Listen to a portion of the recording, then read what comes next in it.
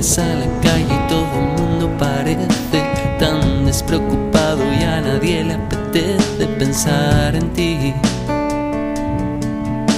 Ahora que aprendí a cuidarme solo, no sé dedicarte en una sola palabra. Me ha costado tanto descubrir la manera de no existir. Y otra vez me quema la misma historia y ya lo sé, que no me queda nadie a quien llamar. Y no me da la gana repetírtelo otra vez. Esperaba que pasaras por aquí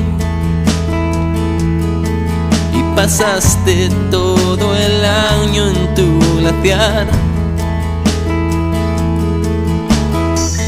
Me parece lo peor que me vuelvas a buscar. ¿Dónde vas ahora? Que todo lo he perdido y quiero volver a empezar. Me dejaste por vivir una vida algo mejor. No te sé reconocer todo lo que tú decías que hago mal.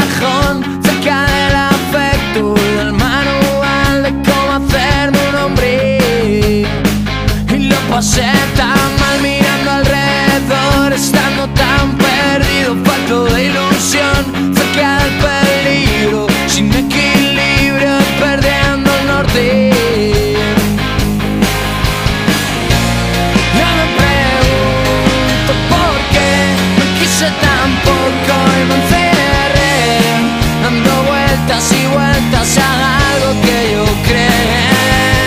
Y por pensar tengo 1.000.000 de cicatrices. Soy un escudo, soy hipersensible, una barrera al corazón. Y no me gusta haber estado así de triste. Por paranoias yo me hice esas heridas en mi interior. Qué gran liberación que siento hoy al recorrer poquito a poco el corazón, que está más fuerte, sabe que